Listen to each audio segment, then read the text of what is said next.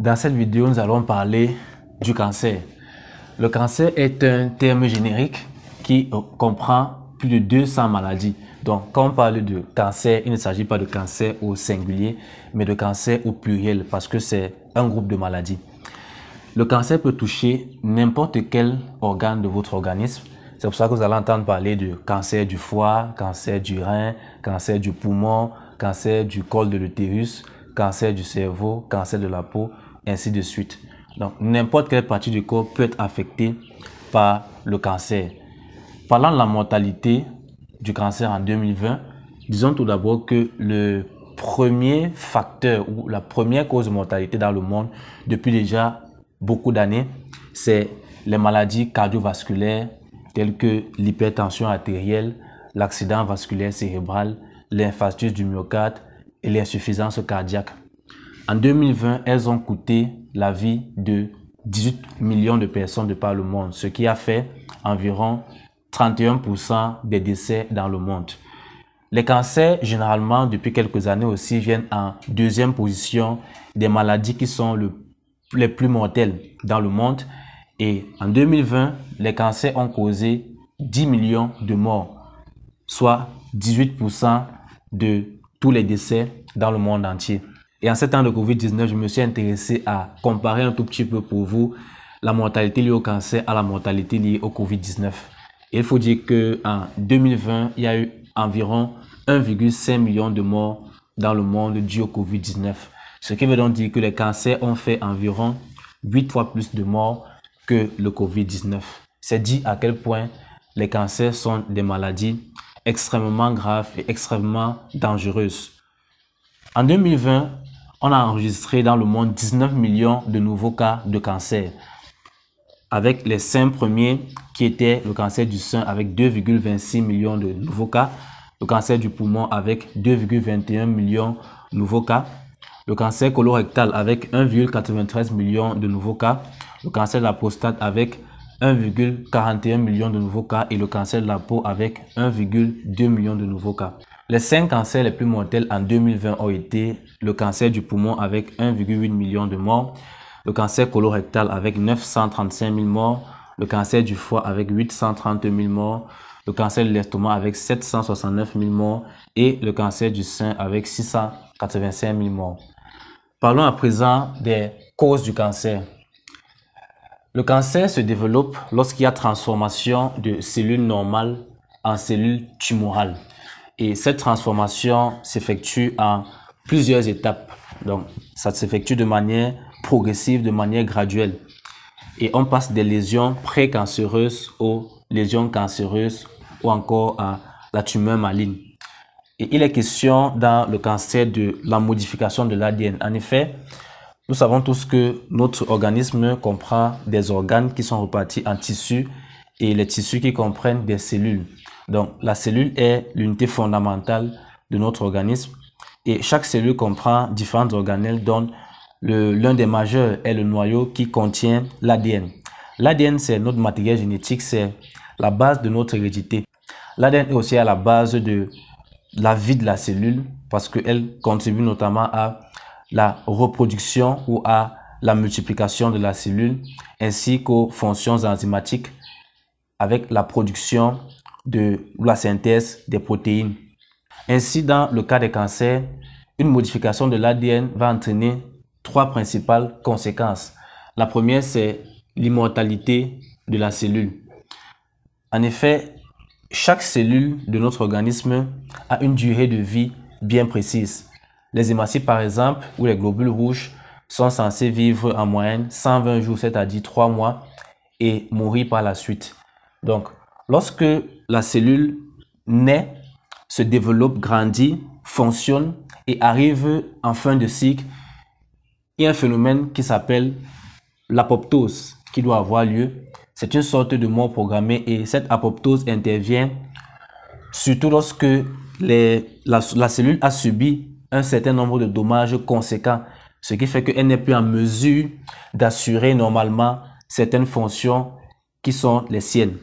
Donc, dans le cas des cancers, l'apoptose ne se déroule pas normalement et les cellules dont l'ADN a été modifié au lieu de se suicider, entre guillemets, ou encore au lieu de s'auto-détruire par le mécanisme d'apoptose, vont continuer à vivre, vont continuer à exister et à fonctionner pendant plus longtemps que prévu. La deuxième conséquence, c'est la prolifération anarchique. En effet, puisque la cellule est immortelle, la cellule ne meurt pas, elle ne va cesser de se reproduire, de proliférer, ce qui aura deux principales conséquences, à savoir une augmentation du volume de cette partie du corps et possiblement aussi des métastases. Parce que la cellule, par exemple, si vous avez un cancer du foie, cette cellule cancéreuse du foie qui se multiplie, qui prolifère de manière anarchique et de manière exponentielle, va finir, pour certaines, par se détacher et par se retrouver, par exemple, au niveau du poumon, où elle va aussi continuer à proliférer et causer des métastases au niveau du poumon. La troisième conséquence du cancer, c'est l'angiogenèse.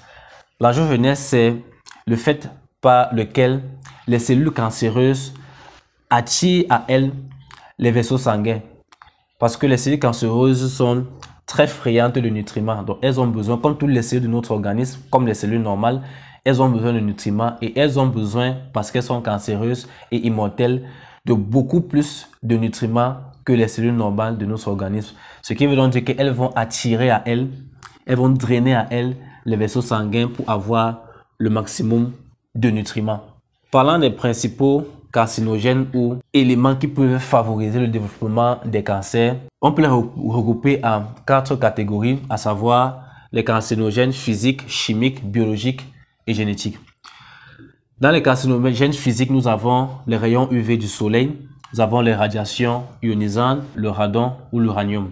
Dans les carcinogènes chimiques, nous avons des éléments tels que l'amiante, le tabac, dont nous allons parler plus tard dans les facteurs de risque, l'aflatoxine, l'arsenic qui est connu pour être un poison mortel, ainsi que le benzène. Dans les carcinogènes biologiques, nous avons certaines infections liées à certains virus, à certaines bactéries ou à certains parasites. Nous y reviendrons par la suite. Et pour finir, certains cancers ont des facteurs génétiques associés, c'est-à-dire que si vous avez des gens dans votre famille qui ont eu certains types de cancers, vous serez plus susceptible d'avoir ces cancers. Ce sont notamment le cancer du sein, le cancer de l'ovaire, le cancer colorectal, le cancer de la prostate et le cancer de la peau. Parlons maintenant de quelques signes du cancer.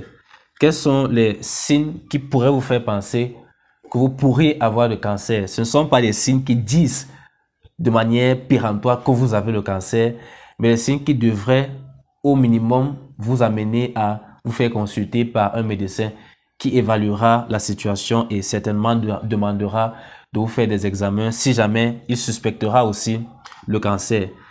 Donc, l'un des signes, c'est les changements intestinaux. Si vous avez des troubles intestinaux inhabituels que vous n'avez pas l'habitude d'avoir, tels que les ballonnements, les gonflements, l'indigestion, un mal de gorge persistant et qui résiste au traitement, un écoulement dans n'importe quelle partie de votre corps qui est anormal et qui est persistant, par exemple un écoulement nasal ou un écoulement auriculaire à partir des oreilles ou même un écoulement vaginal anormal et persistant, une hypertrophie, c'est-à-dire un gonflement anormal d'une partie de votre corps, une indigestion ou une difficulté à avaler chronique qui persiste dans le temps.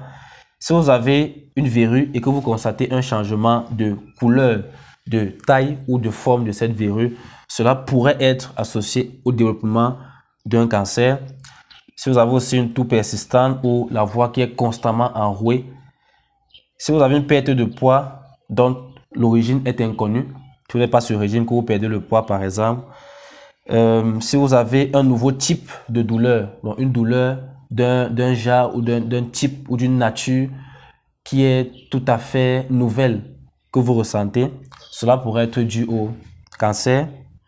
Si vous avez des symptômes tels que la fatigue, les nausées, les vomissements de manière persistante, si vous avez une fièvre persistante sans raison connue, sans raison documentée, et enfin si vous avez des infections fréquentes et résistantes au traitement. Mais il faut dire à ce niveau que si votre système immunitaire est défaillant, vous pourrez aussi avoir des infections fréquentes et résistantes au traitement. Continuons avec les facteurs de risque des cancers. Les facteurs de risque des cancers comprennent notamment le tabac. Il est avéré et il est de notoriété publique que le tabac est à l'origine notamment du cancer du poumon.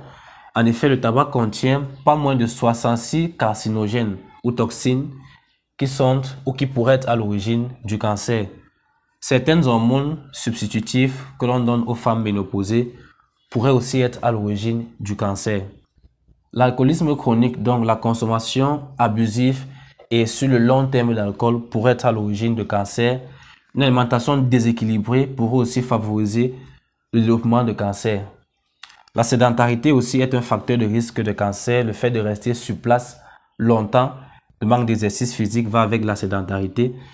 La pollution atmosphérique est un facteur important de développement de cancer parce que nous vivons dans des villes davantage industrialisées où il y a beaucoup d'industries, et qui dit beaucoup d'industries dit beaucoup de production de déchets qui sont relargués malheureusement dans l'atmosphère.